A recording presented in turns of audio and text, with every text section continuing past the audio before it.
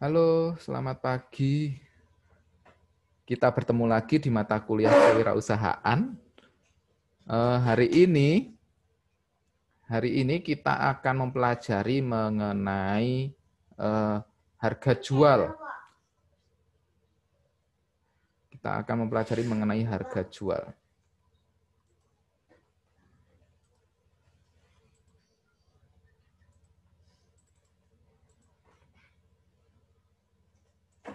Nah, perhitungan harga jual. Perhitungan harga jual ini bisa didasarkan pada beberapa hal. Ya. Seperti yang teman-teman sudah pelajari pada pertemuan sebelumnya, kita sudah belajar mengenai BMC dan kita sudah mempelajari mengenai studi pasar. Dari dua hal tersebut bisa kita maksimalkan. Ya, dari BMC misalkan yang kemarin ada perhitungan bahan baku. Nah, ini nanti akan kita perhitungkan di harga jual. Lalu di studi pasar. Jadi harga jual kita bisa juga didasarkan pada studi pasar. Apakah harga jual kita terlalu mahal atau terlalu murah? Nanti bisa kita lihat di perhitungannya. Kita mau ambil keuntungan berapa sih dari sini? Nah, itu. Sebelum kita masuk ke harga jual, kita harus mengetahui mengenai biaya produksi yang kita lakukan. Ya. Biaya produksi ada dua. Ya. Yang pertama adalah biaya tetap, dan yang kedua adalah biaya variabel. Apa itu biaya tetap? Biaya tetap adalah biaya yang dikeluarkan oleh sebuah usaha dalam keadaan konstan atau umumnya tidak berubah, walaupun mengalami peningkatan maupun penurunan jumlah barang atau jasa yang dihasilkan. Sebagai contoh, sewa toko, pajak usaha, pembayaran pinjaman. Contoh, sewa toko. Sewa toko misalkan dalam 1 tahun kita menyewa sebuah toko itu sebesar 12 juta. Maka biaya tetap kita selama 1 bulan adalah 1 juta. Entah kita produksi sedikit, entah kita produksi banyak, entah kita jual sedikit, entah kita jual banyak, tetap sewa toko kita adalah 1 juta per bulan. Ya. Kemudian pajak usaha, berapa pajak yang harus kita bayarkan? Ini juga relatif tetap. Lalu pembayaran pinjaman, misalkan kita pinjam modal usaha dari bank, pembayarannya juga bisa tetap. Jadi per bulan kita akan dibebankan biaya tersebut. Ini yang dimaksud dengan biaya tetap. Lalu yang berikutnya adalah biaya variabel.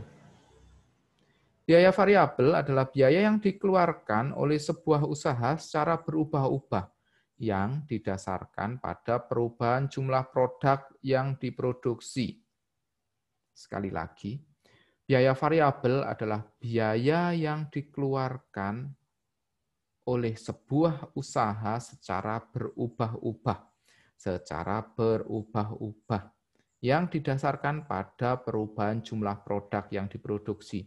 Maka definisi ini mengartikan semakin banyak jumlah produksi atau jumlah produk yang diproduksi, maka biaya variabelnya juga akan semakin naik.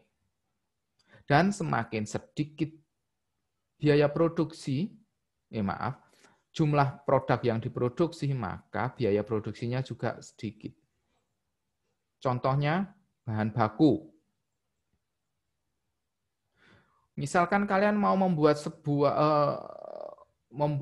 cookies, ya, membuat cookies sebanyak 10 kardus, pasti biayanya akan berbeda untuk bahan baku bila teman-teman memproduksinya adalah 50 kardus. Karena bahan bakunya pasti lebih banyak yang 50 kardus untuk cookies tersebut. Nah, ini yang dinamakan biaya variabel. Bahan baku sudah pasti variabel. Lalu itu ada tenaga kerja. Loh, kenapa ya kok tenaga kerja ini masuk biaya variabel? Kan biasanya tenaga kerja ini masuk biaya tetap. Kita membayarkan tenaga kerjanya ini tetap. Sebulan ya sudah segitu misalkan. Terkadang untuk usaha mikro menengah, kita banyak menggunakan tenaga kerja borongan atau kontrak atau tidak tetap. Dan ini didasarkan pada jumlah produksi. Bisa teman-teman bayangkan, misalkan saat Lebaran nih. Saat Lebaran teman-teman punya cookies. Ya. Biasanya kalau bulan-bulan biasa cookies yang diproduksi cuman 100 nih, misalkan cuma 100 per bulan. Nah, saat di masa Lebaran banyak orang butuh kue untuk hari raya, sangat melonjak nih sampai ke 500-600 karton. Ya, maka dibutuhkan tambahan tenaga kerja untuk memproduksi. Nah, itulah alasannya kenapa tenaga kerja dimasukkan ke biaya variabel. Karena memang lebih mudah tenaga kerja yang dipakai memang adalah tenaga kerja borongan. Jadi langsung kita borongkan. Selama misalkan 100 kardus, ini mau pakai tenaga kerja berapa sih? Mereka ditarget berapa sih? Nah, itu alasannya kenapa tenaga kerja dimasukkan dalam biaya variabel. Ya. Lalu untuk yang berikutnya adalah pengemasan. Ya, ini sudah pasti mengikuti ya. Kalau tadi bahan bakunya itu jumlahnya naik, juga ikut naik, ini juga pengemasan. Jumlah produksinya yang semakin banyak, maka kemasannya juga akan semakin banyak pula. Sehingga biaya untuk kemasan juga pasti akan naik. Maka dinamakan biaya variabel. Ada beberapa cara dalam menghitung harga jual yang saya catat untuk teman-teman yang bisa digunakan. Ada dua cara sederhana. Yang pertama adalah metode margin, kemudian yang kedua adalah metode markup. Apa itu metode margin? Metode margin adalah berapa keuntungan yang ingin kita peroleh dari total biaya yang kita keluarkan. Metode margin adalah berapa persentase keuntungan yang ingin kita peroleh dari biaya total produksi. Contoh, ada yang order 100 gelas jus. Biaya produksinya diperkirakan 400.000. 400.000 ini didapat dari mana? Oh, ada biaya bahan baku nih 250. Lalu tenaga kerjanya 100.000 dan biaya lain-lain, kemasan, kemudian mungkin kemasan, mungkin listrik, ya, itu masuk di biaya lain-lain. Totalnya adalah 400.000. Lalu kita pengen keuntungan berapa sih, margin berapa sih dari biaya total ini? Oh, saya ingin 25% nih dari biaya total. Maka rumusnya adalah biaya total plus margin sama dengan harga jual. Harga totalnya dulu adalah biaya total plus laba. Sama dengan labanya berapa? 400.000 ditambah, labanya berapa? 25% dikali 400.000, 100.000. Ya. Harga totalnya berapa? Harga jualnya berapa? 400.000 ditambah 100.000. 25% dari 400.000, yaitu 500.000. Lalu berapa harga jual yang per gelasnya? Ya tinggal dibagi saja, 500.000 dibagi 100 gelas jus. maka diperoleh Rp5.000 per gelas. Ya. Metode margin ini biasanya lebih banyak digunakan kalau kita memproduksi usaha sendiri. Jadi biaya total kita berapa, kita ambil keuntungan berapa. Ini kalau teman-teman memproduksi sendiri, misalkan memproduksi cookies yang tadi saya bilang nih, untuk beli tepung terigu, untuk beli telur, untuk beli apalagi itu coklat misal, ya, ditambah listrik, ditambah air, ya, totalnya adalah 500.000 untuk 100 keping biskuit misal, untuk 100 kemasan biskuit. Gitu. Mau ini aja dihitung aja, berapa keuntungan yang pengen diperoleh, mau 25%, mau 50%, silakan dihitung. Ya. Saran saya, harga jual juga teman-teman bisa mempertimbangkan dari studi pasar yang pernah teman-teman lakukan kemarin. Misalkan nih, cookies di luaran nih harganya adalah 7.000 per pack, isinya 100 gram misal. Wah, di tempat saya ternyata setelah biaya total dan margin jadinya harga jual cuma 6.000 nih. Nah, ini suatu keuntungan. Ya, suatu keuntungan untuk teman-teman. Oh, berarti punya saya harganya masih bisa di bawahnya nih. Atau marginnya saya naikkan lah mendekati 7.000 misal. Boleh. Ini. Tapi setidaknya teman-teman punya dasar. Oh, biaya total saya sekian. Saya ambil keuntungan sekian. Ini untuk digunakan sebagai pencatatan nanti dalam pembukuan. Lalu metode yang kedua adalah metode markup. Metode markup ini biasanya adalah harga beli ditambah markup sama dengan harga jual. Kebanyakan markup ini digunakan, metode markup ini digunakan kalau teman-teman itu menjadi reseller suatu produk. Jadi kalian tidak memproduksi namun langsung menjual langsung atau merepacking dari produk tersebut. Sebagai contoh nih, kita membeli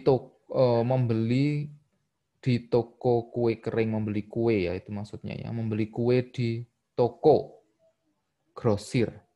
Harga kuenya adalah 20.000 per kilogram. Lalu ada biaya transportnya 10.000. Nah, kita mau jual berapa nih? Gitu. Ya.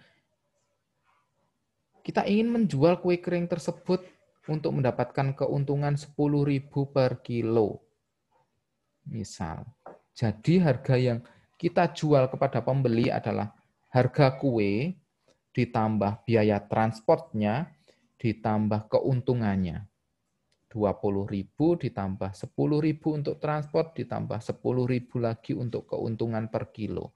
Jadi per kilo kita menjualnya adalah 40.000. Ya, ini metode markup. Contoh yang lain.